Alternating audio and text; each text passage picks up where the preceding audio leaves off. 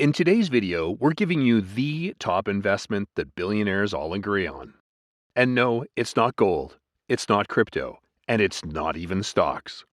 By the time you finish watching, you'll not only learn what this incredible asset is, but we'll also reveal 3 specific ways you can invest your money in this asset today. Keep an eye out for number 3, it might surprise you. Hey guys, it's Bruce. Welcome back to Money Maps, where we give you clear and enjoyable insights from the greatest minds in money. I'm excited to share this asset with you and the ways you can invest in it today. Have you ever tried listening to the advice from more than one wealth advisor? Have you ever gotten confused on which assets to invest in? Billionaires like Warren Buffett and Ray Dalio invest in stocks. Robert Kiyosaki warns against stocks and puts his money in gold, real estate, and Bitcoin. Warren Buffett is famous for not investing in the dot-com bubble and has stayed completely out of buying or investing in technology companies. Billionaires like Jeff Bezos, Mark Zuckerberg, and Bill Gates have made their money creating technology companies and have ignored Warren Buffett's approach. There's no one path they all took, and yet each of these billionaires have created large amounts of wealth. But there is one asset all of these billionaires agree on: investing in yourself. Warren Buffett said, "Ultimately, there's one investment that supersedes all others. Invest in yourself. Nobody can take away what you've got in yourself. Everyone has potential they haven't used yet." If the idea of investing in yourself seems too abstract, let's look at a quick example brought to us from Alex Hormozi, a man who was able to go from broke at 26 years old to a $100 million net worth by 31. To implement this advice from Buffett, he coined the phrase, "Invest in the S&P 500 rather than the S&P 500. In Hormozi's words, Because when you're starting out $1,000 a month or $2,000 a month, although that's a lot of money, for many people, you'd be better served taking that money and increasing your capacity to make money. And so rather than putting $1,000 in, hoping that it's going to get you 8%, so you're going to get $80 at the end of the year, take the $1,000 to be able to learn a skill that might be able to pay you an extra $20,000 a year. And early on, that discrepancy between what you can put in and what you can get out is unmatched anywhere in the market.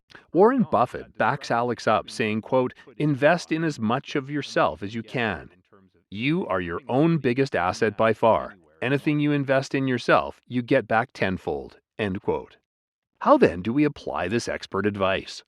We'll now go through 3 ways to implement this wisdom. The second way is the method I'm working on right now and has had the biggest impact on me recently. Number 1, skills. When talking to students at graduate school, Warren Buffett says instead of just worrying about the complicated formulas that you learn in class, quote, "If they just learn to communicate better both in writing and in person, they increase their value up to 50%. If you can't communicate with somebody, it's like winking at a girl in the dark. Nothing happens." End quote. Warren took his own advice and often tells about how early on in his life he took a Dale Carnegie course on speaking. Now millions of people listen to Warren's words, a skill he has because he invested outside of the stock market early on. Some skills you can invest in come with certifications. These can be weekend courses or full-on degrees. Whichever you choose, remember the principle is that increasing your own ability to earn more per year will be 10 times more valuable to you at the start of your career than a few $100s sitting in stocks. Like with everything in investing, it's all about timing. As we start out in life, the highest impact way to invest a few $1,000s is in your ability to earn money. This will be the biggest impact asset you can invest in. As you grow in wealth, then you can start putting money into other investment assets, and those 10% returns will start becoming larger and larger amounts of money each year. Number 2, health. Buffett says health is a key asset to invest in, following up that he gets a good amount of criticism for not living it perfectly himself. He introduces the idea using a car to demonstrate. Quote, "If I gave you a car and told you it would be the only car you get the rest of your life, how well would you take care of it? You'd likely put a lot of time and money to invest in caring for it. You'd make sure there wasn't a scratch on it. You'd read the owner's manual and keep it safe in the garage at night." End quote. Bringing it from a car back to you, he warns, quote, "You get exactly one mind and one body in this world, and you can't start taking care of it when you're 50. End quote. Health isn't usually top of the list of stocks to pick or assets to diversify. But hopefully now you see why it's one of the most important places to invest. Remember the adage, a healthy person has 1,000 wishes, a sick person has just one. Number 3, network. There's a common phrase, your network is your net worth. In addition to skills and health, who you associate with will have the biggest impacts on your wealth as any other single factor.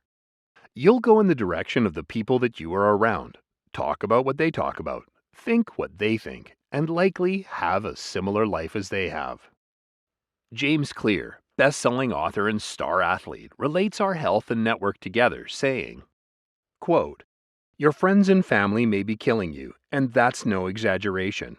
For example, one study in the New England Journal of Medicine found that if your friend becomes obese, then you have a 57% chance of increasing obesity yourself, even if your friend lives hundreds of miles away."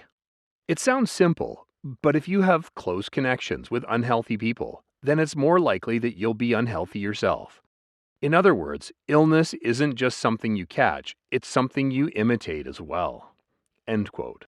If that's true for your weight, imagine the difference it can make in your finances. Consider the people you discuss finances and money with. Is there anyone you'd change in your network? Is there a new network or group you could join?